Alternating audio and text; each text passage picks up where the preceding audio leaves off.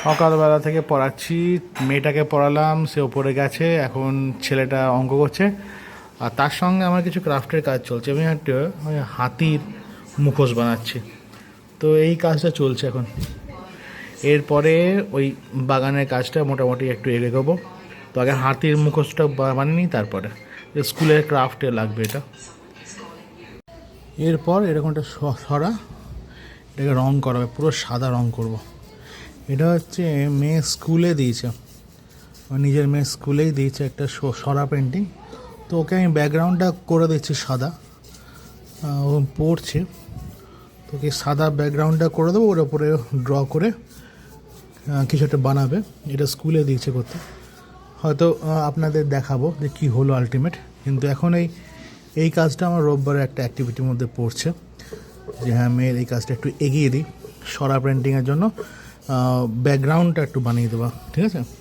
তো এটাও একটা কাজ। এরপরে আসবো পরের কাজে। এসবিআই এসেছিলাম, এখানে নোভোল্যান্ড বলে একটা বাচ্চাদের খুব সুন্দর জায়গা আছে। এটা এসবিআই বক্স অফিস থেকে টিকিট কাটলাম, দুটো টিকিট মার পায়েলের জন্য। অর্ধাঙ্গিনী দেখবেন 3:45-এ। তো এটাও একটা কাজ, এটাও করলাম।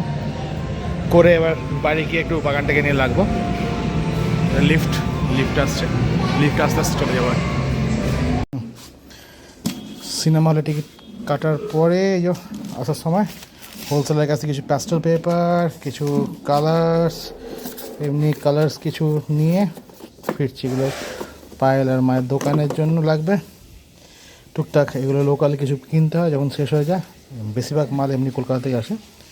তো এটাও একটা কাজ, এটাও করলাম। নাও সকাল থেকে কাজকর্ম করার পরে এইটা আবার পরিষ্কার করার সময়, আজকে সানি ওয়েদার, প্রচণ্ড একটা রোদ আছে।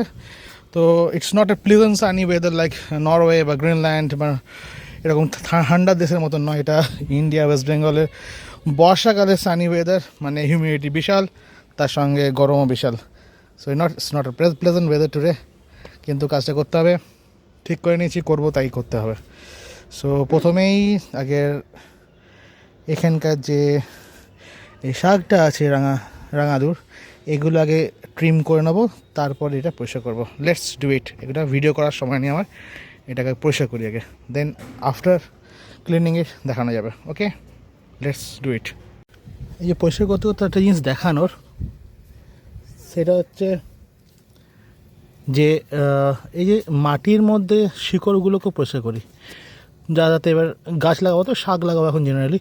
তো এইটা করতে গিয়ে লক্ষ্য পড়লো, এ দেখুন, এটা ওই রাঙা আলু গাছের শিকড়। তো এটা এই রাঙা আলু ফর্ম করতে শুরু করেছিল, ঠিক আছে? আমি ওই জন্য কিছুটা রেখে দিয়েছি এখানে। এই টবটাতে অতটা আমার স্পেস নেই, দেখি এটা ছাওয়াতে হয় কিনা, তাহলে নিচে জায়গা আছে সেখানে নিয়ে গিয়ে লাগাবো। তো এখন ওটাই দেখানো যে এরকম করে মাটির নিচে এগুলোতে রাঙা আলু ফর্ম করতে শুরু করে দিয়েছিল। এই যে রাঙা আলু ফর্ম করেছে। তো দেখবো এটাও এই বাল্ব থেকেও হয় কি না। তো এই যে শিকড়গুলোকে পুরোটা পরিষ্কার করে দিতে হবে, না তো পরবর্তী গাছগুলো ভালো করে গ্রো করবে না। তো মাটিটাও তারপরে এর মধ্যে জৈব সার ফার দেবো, নিয়ে এখন আপাতত শাক লাগাবো। তো চলুন আবার পরিষ্কার করি। ওটা দেখানোর জন্য একটা ক্যামেরাটা অন করেছিলাম। এগুলো সব এইখান থেকে সব বেরিয়েছে, এগুলো সব ফুলকপি বাঁধাকপি লাগাবো, তার প্রিপারেশন করে রাখতে হবে। দেখুন কী অবস্থা, কেমন নিচে মাটি জমে আর জায়গাটা কেমন হয়ে আছে। তো আমি ডিসিশন নিয়েছি, তো এগুলোকে আমি সরালাম, পুরো মাটিটা ওখান থেকে উঠিয়ে ওই জায়গাটা এখন রোদ খেতে দেবো। 2 দিন রোদ হোক, বর্ষার জল পুরো পরিষ্কার হোক, তারপরে আমি এগুলোকে আবার ওখানে ইট দিয়ে গ্যাপটাকে আরেকটু বাড়িয়ে অ্যাসেম্বল করব।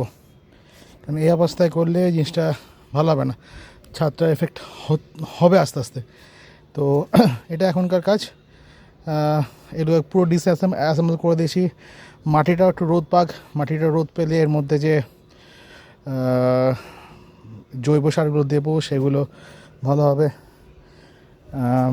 মিশবে এবং ডিকম্পোজড হয়ে থাকবে।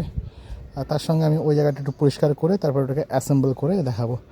তো একটু ইট ফিটও আমাকে আনতে হবে, এনে এই কাজটা আমি করব।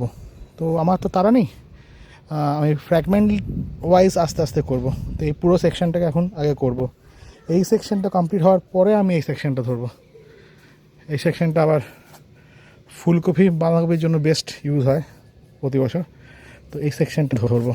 এখানে যথেষ্ট লতানি হয়ে গেছে এই অপরাজিতা গাছটা, আর এগুলো তো সব আগাছা হয়ে আছে, সব গ্রো ব্যাগের মধ্যে লাগাই যেগুলো ফুলকপি এবং বাঁধাকপি, সেগুলো হবে এখানে। তো এগুলোতে জেনারেলি শাক আর বেগুন বা এই ধরনের গাছ যেগুলো ওপরে হয়ে যাবে, মানে একটা ট্রেতে দুরকম গাছ হবে। একটা ট্রেতে হয়তো শাক লাগানো হলো চারদিকে, মাঝে একটা বেগুন গাছ দিয়ে দিলাম, ওটা গ্রো হবে, তারপর থেকে শাকগুলো খাওয়া যাবে। তো এই প্রসিডিউরটা চলবে। তো আজকে কিন্তু আমি এই মাটিগুলো পরিষ্কার করে ওর মধ্যে রেখে রোদ খেতে দেবো পুরো 1-2 দিন, তারপরে দেখা যাবে আবার। ওকে। আর এই যে জবাটা কালকে দেখেছিলাম লাগাইছিল, আজকে এই জবাটা ফুটেছে, ঠাকুরকে দেওয়া হয়েছে। আপনাদের দেখাতে পারি জবাটা কেমন সুন্দর হয়। এটা ঠাকুর ঘর, এই যে সেন্ট্রাল রেড ইয়েলো জবা, খুব সুন্দর। এটা পিঙ্কটা, এটা ইয়েলোটা। ঠিক আছে, ভিডিওটা খুব লম্বা হয়ে যাচ্ছে, আজকের দিনটা এই অবধি থাক। Bye bye.